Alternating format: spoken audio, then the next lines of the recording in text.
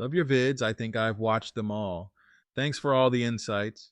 I have quite a few personal stories of my own, and if you want to make vid, go ahead. Hopefully, you find something worth sharing, at least for the entertainment value. Below for you, the 5-something situation. I met Barbie through work. She was in IT and she was in charge of our IT needs. This was about 20 years ago, late 2000s, not in the US. Though she used a team of third-party employees to do the actual field work. One of them was called Becca. That'll be important later. Barbie was tall, huge breasts, like really huge, and well-proportioned body. I'd say a solid 8. She was also very quiet. She wouldn't talk unless it was necessary and didn't mind being in silence. She communicated better through text or chats. That was weird to me and kind of difficult as I'm a conversationalist to cope with my social awkwardness. However, I was a manager and there were plenty of girls that wanted to date a guy like me. But I am a relationship guy. Hookups were, at this stage of my life, not wanted and not common. We started going out, and after the third date, we were intimate. I couldn't believe how gorgeous this woman was, absolutely beautiful, but she just lay there like a log. I had to do all the work. She'd do it as many times as I wanted to, but put no effort in it. I asked about her previous relationships, and she told me a story that was kind of hard to follow about a guy she was engaged with. Yes, engaged. The guy one day just vanished, and she learned she moved to another country with another woman. After that, she said she became cold and non-committal with relationship. Great, I thought. I have to deal with someone else's mess. But I really like, to be honest, to have this tall, 5'9", gorgeous woman at my side. We were given preferential treatment at every party, bar, or club we went to. It was really impressive how great she looked when she dressed up. Not even makeup, she just did her hair and wore nice dresses. Absolute attention. Well, we were hooking up everywhere, even a quickie in my truck when I dropped her off. And she was beginning to be enthusiastic about it. Things were going great, I thought. Wasn't thinking of marriage, but a stable relationship. Not a single thought of moving in together and all that nonsense. Barbie could drink. At the time, and for over 25 years without a hiccup, I'd religiously drink at least 10-12 beers daily without including weekends, holidays, or parties. Barbie could down 20-30 beers without even slurring her speech. It was a feat I could not match. The most I got was 15 to 20 beers, but over a long period of time. She'd drink 25 beers in a single night out, in less than 4 or 5 hours. This comes to play later. I told her, though it was impressive how her liver could assimilate all that alcohol, I don't think her mind could keep up. Myself, I have gone entire hours of drinking. I just don't remember. And that could happen to her. To do things, she just wouldn't be able to remember or remain in control. We went to a weekend beach party once in over 12 hours. She drank 59 beers, and then at the hotel, she drank another 4. So, 63 beers in one day. I have never seen a human being do that in my life. She spent the next 2 days just laying in bed like a corpse and puking on the way home. What a waste of a great weekend. But she never seemed drunk. Impressive. Well, about 6-8 months into the relationship, a big holiday was coming up. We decided to spend the long 3-day weekend at a resort at a popular beach location. This was 3 hours from our city. She asked me if we could also invite some friends that she introduced to me about a month prior. It was a couple that I didn't like or dislike, but they were fun enough. The day we were leaving, of course, something came up at work, and it was so important I couldn't go. But I've already paid for the hotel rooms, so I asked her to go with her friends, and I was going to try to make it later that Friday or early Saturday. It was a major problem at work, and I couldn't make it Friday or Saturday morning. We were texting and calling all this time, and I just told them I'd try to travel at night on Saturday. Then, at about 5 p.m. Saturday, as I was leaving work and getting ready to head out to the resort, I received a call from her friends.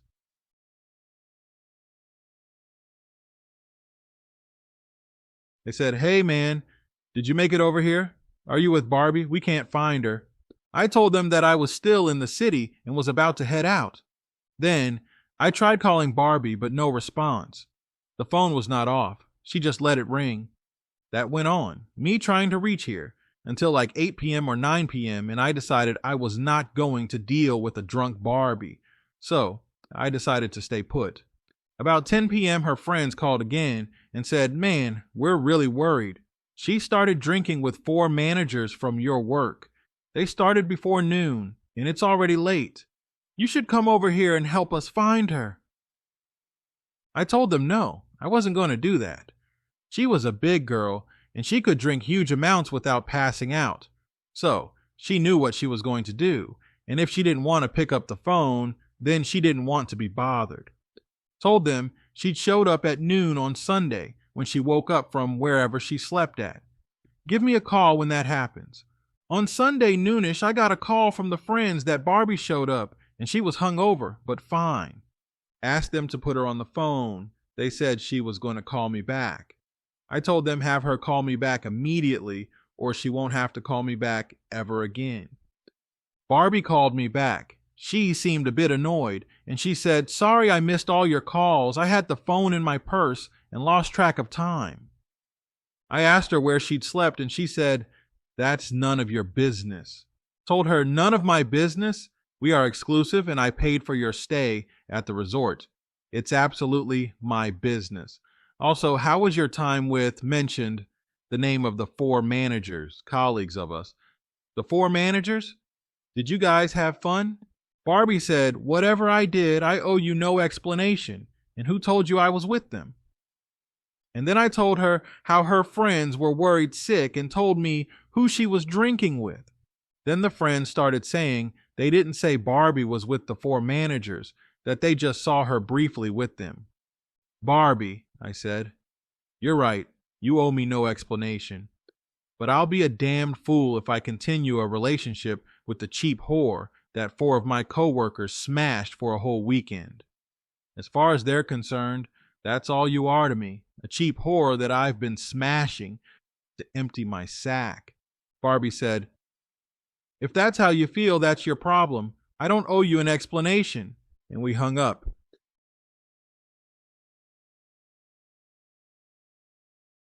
Really, she didn't apologize or admit guilt. She probably doesn't even remember. More than furious, I was really disappointed. I actually had some hopes about this woman. Then I started thinking about all the things I really didn't like about here, or red flags as we call them now. She thought really highly of herself regarding her skills, but she wasn't not only poorly skilled, she was downright useless at her work. That bothered me. Not that she was dumb, but the disconnect. She actually thought she was gifted. She was obviously damaged by the guy that just left when they were engaged. That left her cold and standoffish. Finally, the drinking. She made me spend all that money when we went out for all those beers. Every night out was about 20 beers with her. Expensive. I was bummed, but heck, I thought, next. I don't think I loved her, but pretty likely at 28, I had developed a shell that prevented me from falling in love with women. It did affect me, but I guess I was happy with the ego boost she gave me. A couple of months after that, she asked me if we could go out for dinner and have a talk. All this time, we had to continue working together. Big mistake, but I've done worse before. But I was polite and professional, and so was she. No drama whatsoever. I said sure. Got to the restaurant way before her, told the waiter that always served me there, I tip pretty good, and told him to separate the checks and give her everything she asks for. Everything. She said that though she understands she should have talked to me better that Sunday, she really doesn't have to explain her actions. But whatever she did, she apologizes for. I said, "Do you understand that we live in a city where everyone knows each other? And now if I continue talking to her, I was going to be the moron dating the woman 4 coworkers took turns with." Debbie said, "Again, I don't owe you an explanation, but I'm sorry if that's how you feel." "Well," I said, "what are we here for?" She said, I just wanted to make sure you don't continue to be upset with me, especially for things I don't owe you an explanation for. The gall. I said, Debbie, you're right. If it makes you feel better, we can be friendly, but we will never date again. Do you want to go up tonight? She said, No, I don't think I want to do that. Really nice seeing you, though. By this time, she had asked for the most expensive wine, lots of expensive seafood, beer, and one bottle of nice scotch. The total was over $400. My check was only for 4 beers.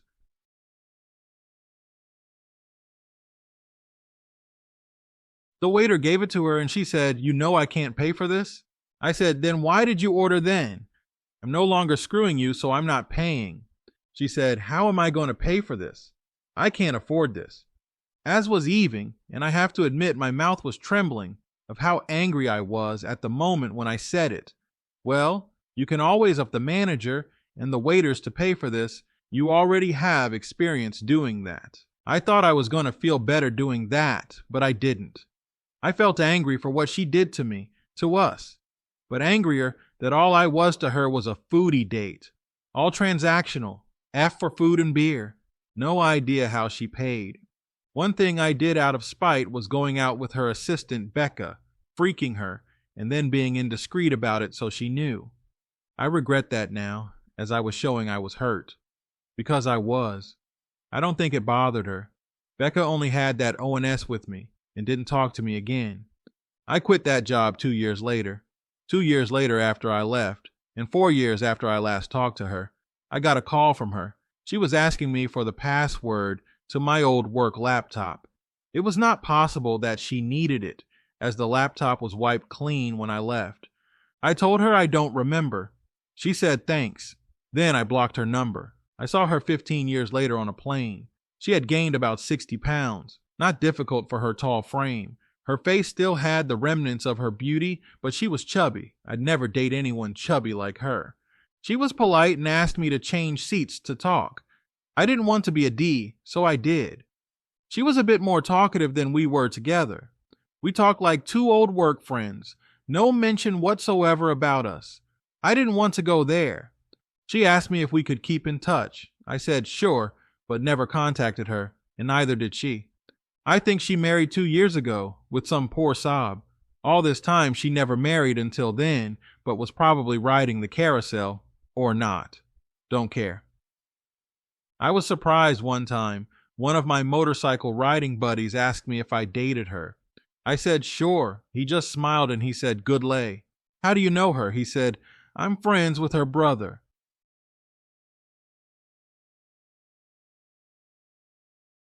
Fine, but how do you know I was with her? He just laughed and said, You know, in this city, everything is eventually known. Didn't want to press the subject, left it as I smashed her. Better than admitting I dated her. It was only a waste of 8 months and lots of money on beer. What a disappointment. Lessons learned. Do not try to rescue a woman from her own emotional damage. She was broken up with in the most brutal way. Ghosting after proposing. That has to be a major emotional hit. Do not keep a relationship with a woman that shows 0 effort in the bedroom. That means she's just fulfilling a perceived obligation to keep the relationship going, just doing the bare minimum to keep you hooked. Do not be a foodie date provider. As long as you are dating, she pays for her food and drinks, or at least 30-40% of the bill, at least. Once cheating has occurred, there's no rescuing the relationship. There's no need for concrete proof. No man can properly live with the doubt. End it. Finally, never ever date someone at work. The end. Roque, Rocky, or Smoke, fake name.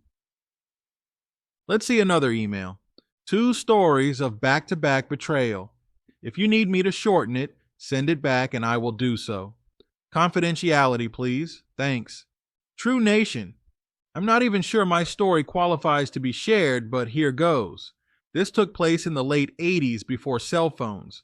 My reason for sharing is unintentionally received the equivalent of a PhD in infidelity, and it helped me qualify the candidacy of my current wife when dating her months following the end of my second fiancé's infidelity.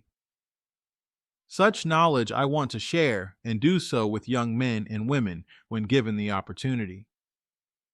Nothing in life outside of deep religious belief can prepare you to battle infidelity.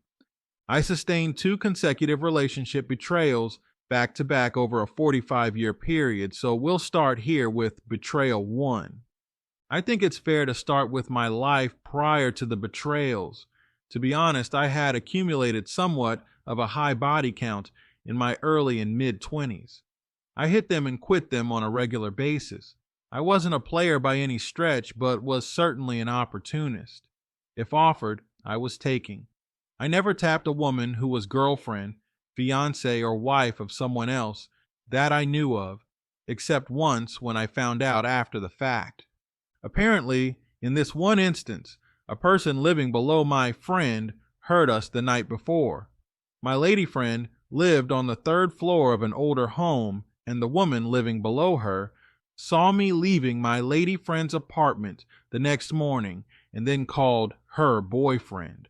My lady friend called me the next day, indicating she was busted and to never call her again. I found out later that she was engaged. That should have taught me a lesson right there, but it didn't, because all I was looking for was a good time. So I just looked forward to the next one.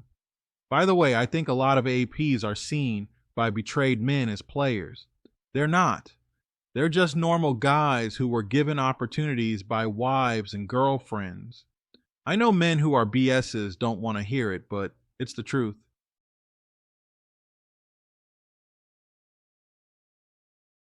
Anyways, fast forward a year or two and I moved to a large eastern city. My first job was working sales at a car dealership. During my break, in my first week of training, I introduced myself to an attractive woman at McDonald's. I had minimal break time, so I had to work efficiently, and got her number before returning to the dealership. She was slightly older, maybe in her early to mid-30s, as I found out later, but we began dating. I'll refer to this woman as Alexis. She and I started talking over the phone and such, but in retrospect, we had nothing in common, aside from the fact that I was attractive to her, and she was attracted to me. If either of us were unattractive, I wouldn't even be writing this story, because I nor she would have given one another the time of day. A few weeks later, talking and spending time together naturally leads to sex. Ironically, that's when things started downhill. Months went by and the relationship was unlike any I'd ever had. Our backgrounds, outlook, and temperaments were entirely different, but since I'd always walked away from tenuous relationships, I thought I'd stay for a change and work it out like adults do instead of just up and leaving. Also, perhaps because I was just starting out in a new city and was living with relatives until I got on my feet, but somewhere along the way, I lost some confidence and esteem. Alexis was tense and emotional, edgy, and very, very defensive and confrontational, whereas I was easygoing, laid back by nature. Approximately 10 months or so later, out of nowhere, Alexis half-kiddingly asks me if I would still have sex with her if she was engaged or married. I really didn't know how or what to think of her question, but took it as a compliment that she liked the sex well enough to even consider this nonsensible thought. She asked a few more times, actually, and for some reason, I brushed it off thinking it couldn't be real, or she was trying to indirectly compliment me. Flag #1. As mentioned, this woman was beautiful and sexy, and I believe she had many relationship options, and those options were with men with means and money that I didn't have at the time. Still, I was blind because she was beautiful, sexy, and most of all, sexual.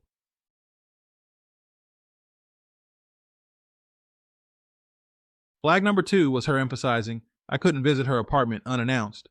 Although common sense says this is a huge red flag, I was blinded as I also felt she was out of my league and postured myself as such. More on that later. The sex was off the charts and kept my blinders firmly over my eyes. It became the foundation of our relationship. I believe she, too, was blinded by it and wanted a more established man. But I had her whipped just like she had me whipped, if you know what I mean. Simple misunderstandings or miscommunication became intensified verbal exchanges which were unlike anything I'd ever experienced. After each phone argument, she'd straight out ask if I could come over for sex. Aside from our physical compatibility, she didn't know how to apologize or resolve differences when it was her fault and solved it with sex as a means to reset the relationship. In retrospect, sex was her cure-all to hide her inability to cope with things. Fast forward a year or so and this pattern continues, but it seems like we're always able to overcome rug sweep things with lots of sex, and it helped that we lived in separate dwellings, although by this time I'd gotten an apartment. After a couple of years or so, I'd crazily reasoned we can be life partners and asked her to marry me. Hey, you live and learn, but it was a stupid thought. The combustibility of our relationship increased after this. However, I was no longer making excuses for myself being younger, less mature, and less accomplished. I also didn't care that she was further along in her career with more assets. I used to be embarrassed by this, but I started to realize women didn't care about it as much as I thought. Her high anxiety personality started to ramp up, though. As my career began to take off, my confidence did as well. Perhaps she found my disposition a threat to her, as she always seemed to have an edge over me from a power dynamic perspective. I was not passive, but was laid back, hence appeared passive to some. At this point, a series of incidents or circumstances happened in succession over a year's time. 1. Distance started. She was not available and was very, very brief during phone discussions. 2. She was emotionally and verbally abusive, constant complaining but always resolving and compensating with sex following every argument. 3. She oddly begins telling me of an NBA player wanting to be with her. WTF is she thinking? She wasn't telling me as a means of complaining. She was providing me with this information proudly and impressed with herself. This was a critical turning point for me. She's raving about his body and kind of bragging to me as if I'm her girlfriend. It was the beginning of the end. 4. She's not answering her phone late at night. 5. I visited unannounced one night. She wouldn't let me in her apartment but met me outside. We talked briefly, and as I was leaving, I hugged her tightly. This was the absolute height of my simpness. She didn't even respond with a fake hug. She never lifted her arms, not even a little bit. They hung straight down by her side. It was as if she wanted to demonstrate that I could love her, but her love for me was optional if I was lucky. I was shamelessly a full and willing participant of the pick-me dance. I was pick-me dancing with my own fiancée, a woman I had 2.5-year relationship with. I was embarrassed, as I was always confident and fearless in relationships. And here I am now happy to chew on any bone she might throw in my direction.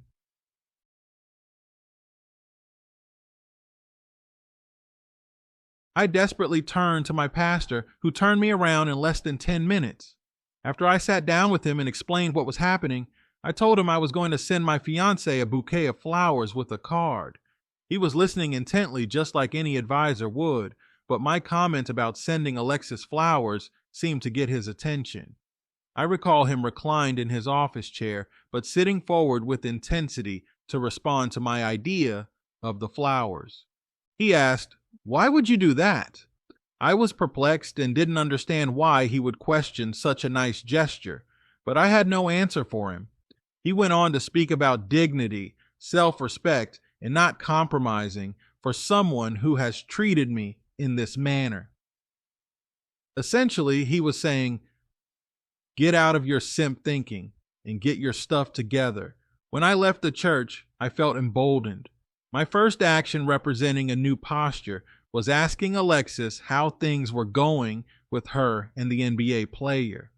I'd reasoned by now that if her respect for me was so low that she felt comfortable telling me about another man desiring her and her ogling him, then I was severely mistaken about her being a significant other, no less my fiancée or wife.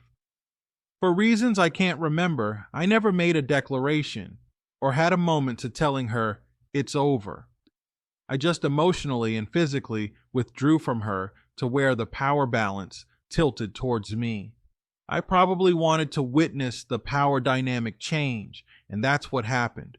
I took every opportunity to ask how she's doing with her NBA buddy, which was an indirect way of me saying to her that no longer did I not care, but I was also indifferent enough to the point of asking how she's doing with other men, which was the opposite of her she expected. I believe she wanted me to compete for her, but my taking the offense and asking her how it's coming along with him threw her off. In fact, she began getting irritated at me questioning her about him and implied I was acting in a way that she had to question my sexual preferences. That's when I knew I had her. The way I looked at it was, she was openly telling me about the NBA player wanting to tap it. And if she felt so little respect that she could openly and proudly tell me about it, then I sure as hell wasn't going to humiliate myself by taking it. I think she wanted to see me squirm, but here I am throwing it back in her face. I think this caused her to become mean, snappy, and dismissive of me because she was losing control. So her next move was to stop communicating altogether, so I screwed up by phoning her from time to time. When I did, she would not say anything or provided one-word answers. Admittedly, after a few calls like this, I was humiliated once again, losing some of the edge I had gained by controlling the narrative around the NBA player. By this time, she's not available for me. She's not calling or trying to see me, and there's no sex or meetups. Enough was enough.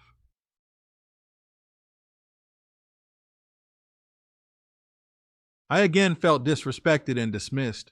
Without reading it anywhere, I instinctively went no contact, which was somewhat easy since we didn't live together. I unplugged my landline phone, pre-cell phone days, and stored it deep in a closet underneath a bunch of clothes, discouraging me from using it for weeks. I figured regaining my confidence and self-esteem was directly tied to my ability to maintaining no contact. Literally none. Cold turkey. I developed a self-disciplined daily routine from January through March of up early to work, stayed late at work, watch TV for an hour, and repeat the next day. Approximately 10-12 weeks passed without any contact. Ironically, I met wayward fiancée too, who we'll call Kate, the first weekend in March. My company hired her as a temp employee as she was finishing up law school. After 2-3 months, I'm recovering rapidly each day. I'm gaining confidence and starting to frequent establishments as spring comes into season. The intern's office is right next to mine. I'm being nice and she's being pushy. She's nerdy, chubby, and assertive. She's asking me questions about relationships, etc., but I'm just getting out of a tenuous relationship and wanted to start just living and having fun once again. However, Kate didn't want to hear it, but she grew on me and I was still vulnerable. I caved and went along for the ride, as it was nice being with someone who was pleasant, wanted to be with me, and pursued me. Alexis starts calling me at my apartment around this time, as I'd reconnected my phone to take calls now that I was over her. She's asking where I've been, and I'm playing along like she is, pretending as if nothing had happened. I just say, I'm doing this or that, and then moving the discussion along and ending it earlier than she wanted. Fast forward a few weeks and Kate and I are starting to hang out a lot. We attended a concert one evening, and I spent the night at her apartment for the first time, which was a really good thing. When I get home Sunday evening, the moment I arrive in my apartment, my phone rings, and it's Alexis. She's asking where I've been. I'm like, you gotta be kidding me, right? I ask why she is asking. She says because her aunt saw me. and Kate in line, waiting for the gates to open for the concert. Alexis knows I stayed over someone's place because she drove and knocked on my apartment door at 7 a.m. the following morning, her aunts of me and Kate. This is where the transition from Alexis to Kate occurs. Apparently, Alexis's fog had lifted and her aunt, seeing me with Kate, jolted her. A week or two later, Alexis asked if I could come over to her place because she wants to discuss something with me. By this time, not only am I seeing Kate, but I have quite a few prospects lined up and having a ball with single life.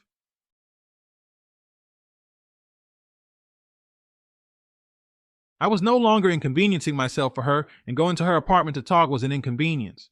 I preferred going to her place so that I could more easily control when our talk ended and I was leaving. For weeks I told I was busy and I'd let her know when I would be available to her. Anyway, this woman who I'd never seen cry before or after was now telling me that we as a couple could have something special if I would consider reconciling. She's not dramatic in her crying, but just a tear or two, which is very unlike her. But that was all broken down now, as she was pleading for us to get back together. I'd always say, "We'll see," hoping she'd just move on. She evolved into a FWB, but that was the end of us. In the end, I'm 99.99% sure of infidelity, but she was smart and conniving.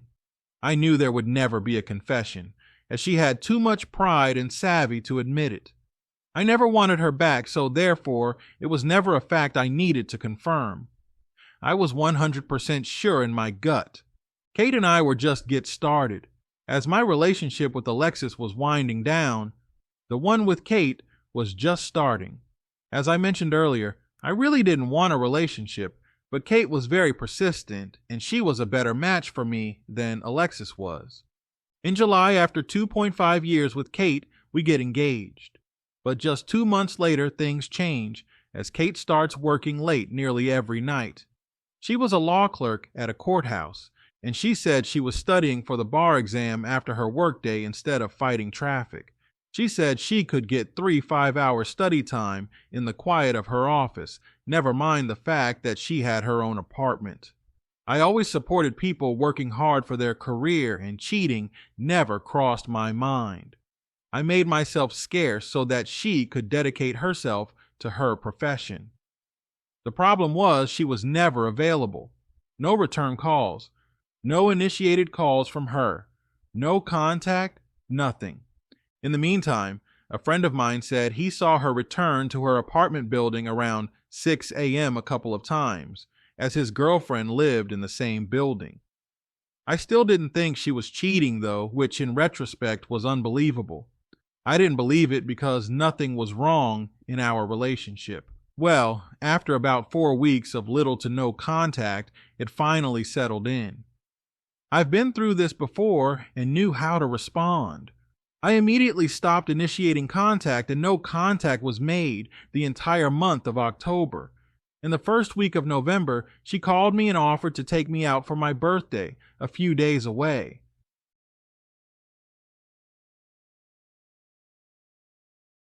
I knew she was cheating, but had nothing to go on and wasn't going to humiliate myself trying to confirm it. After my previous relationship, I wasn't less tolerable and resigned myself to the fact that our engagement was over. I was more confident this time and knew my worth, although I was still emotionally impacted.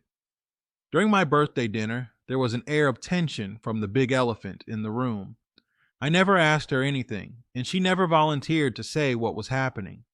On a funny note, I'll never forget the waiter bringing out an appetizer called pate, which I found out is actually liverwurst, the stuff I used to make sandwiches with when I was a kid.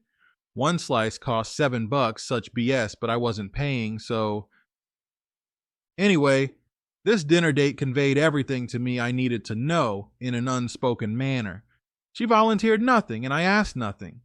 I'm not exactly why she asked to take me out, other than her not doing so would confirm she had moved on and she wasn't ready to tell me so. Fast forward 1 month to the first week of December. She calls me at my apartment out of the blue for our first talk outside of the birthday dinner in nearly 3 months. My first thought was she just wanted to break up and remain friends. I was kind of quiet, trying to get a feel for where the conversation was going, or what did she eventually want to get to. After awkward small talk, I begin to see she doesn't have a game plan or question or point to discuss, and I begin to ramp it down to end it because there is nothing to talk about. I remember rushing it because a basketball or football game was about to come on TV. 2 days later, the same thing happened.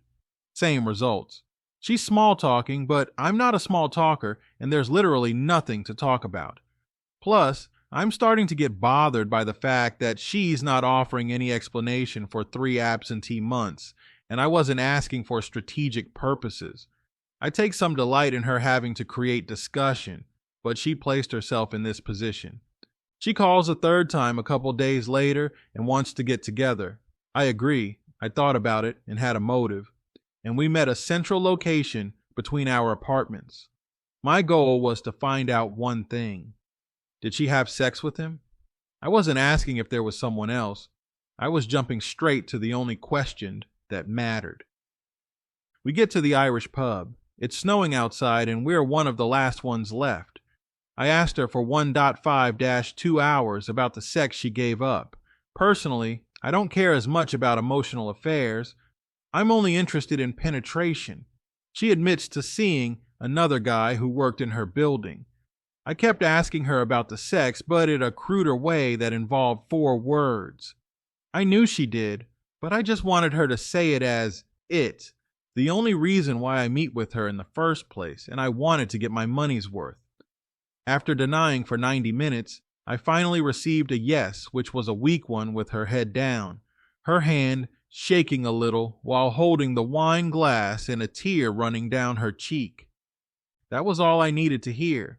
She said she had sex just once. This woman loved sex, so there was no way it was once. It was very frequent and voluminous. I went stoic while she started to plead her case to get things back to where they were. I have a bad habit of avoiding confrontation, so I would just nod and say, "We'll see."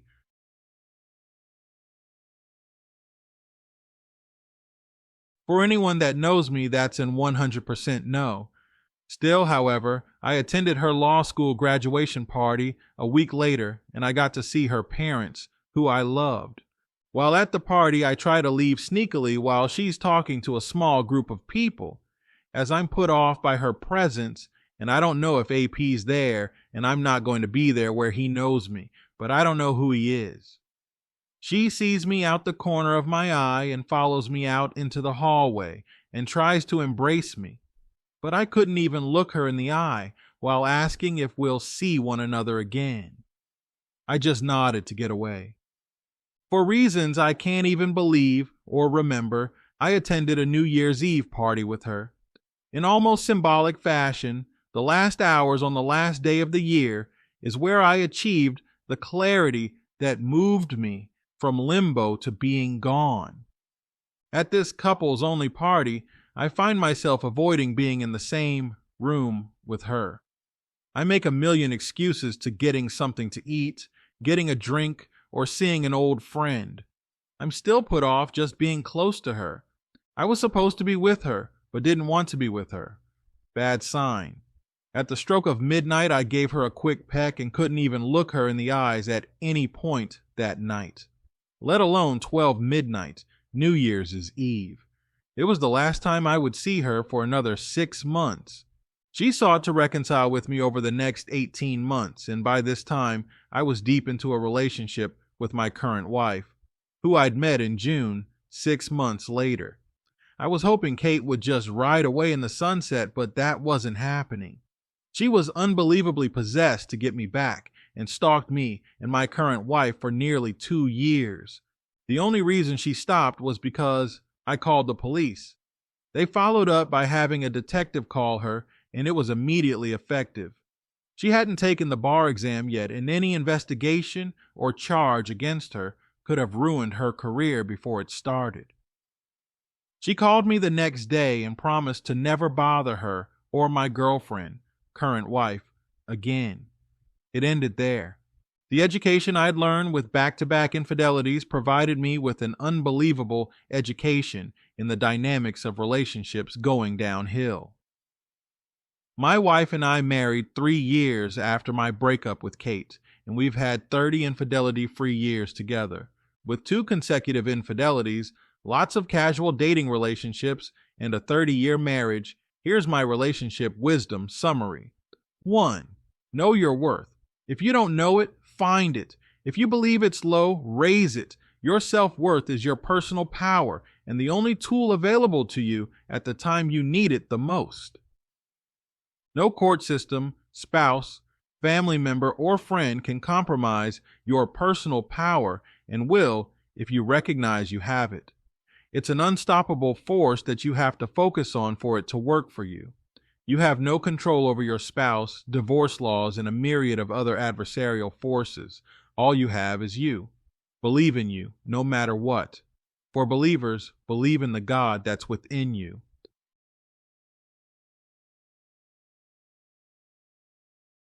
2. Your power yields options. Options are liberating.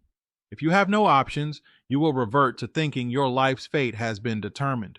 The person with the options holds the power, which is why you see betrayed spouses feeling powerless and wayward spouses seemingly empowered because they believe they have 2 options and the betrayed spouse none. 3. Go with your gut. Believe it. I never confirmed my first fiancé's infidelity and barely confirmed my second one's infidelity. I didn't have to confirm what I already knew. If I relied upon them to tell me the truth, then that meant I was yielding my power to them. They instinctively know this and will gaslight and manipulate you to deepen your despair and weakness. Why would I believe a liar and known manipulator before myself? Cheating women are unimaginatively ruthless beyond belief. They will not care about you. It's hard to believe this, but when they are in the throes of an emotional, lustful affair, nothing is off base for them. Nothing, you included. 4. Walking away or going no contact isn't necessarily to end the relationship, although it could and sometimes should. It's what I call mental and emotional quarantining of yourself to heal and regain your emotional and mental health. It is when you are healthy that you have the wherewithal to determine how best to proceed with your life. Don't save the marriage. Save yourself and your kids by healing yourself and protecting the kids. 5. The hardest part of self-quarantining is white-knuckling the pain and getting through the first days, weeks, and months. It's like working out and lifting weights. You get a little stronger each day. Just like you see muscles in the mirror, you will begin to see strength in your ability to self-contain and heal yourself. There is strength in this. 6. Men who grew up with divorced parents, and even those who grew up in a 2-parent household, have this idealistic view of parents under one roof as being the best and only option. The best option is attaining love and peace within the household. Period. If the parents can live lovingly and peacefully, then by all means pursue it. But if the wife is cheating, she actually is very likely capable of imparting harm, as a woman in love with an AP will prioritize the AP above all else. You are the first defense against this, and it's up to you to protect them from the ways of their mom until she shows months of contrition and remorse. My best friend lived in a traditional home with a mom, dad, and sister. I began to see significant tension in our early teens, but didn't know what it was. But it was palpable. Once we became adults, he ran it down to me. His dad was a womanizer and had many infidelities, including a longtime girlfriend. My friend is in his 60s now, and neither he or his sister has had healthy long-term relationships. And admittedly, he has issues shaped by the dysfunctionality of his family life. He said he sought to refuge over my house regularly. All this time I thought his house was like mine, but it was only because it looked like it, but in reality, it was very different. Contrarily, another friend of mine was raised by a very happy single mom. His childhood experience was as healthy as one could be. So, I would say to those holding on to a family ideology, it's well beyond the mother father under one roof scenario. Look deeper and simply give the kids the love and seek to create peace and happiness. It's the difference between a cool overcast and rainy day versus a warm, sunny day. Choose bright and sunny.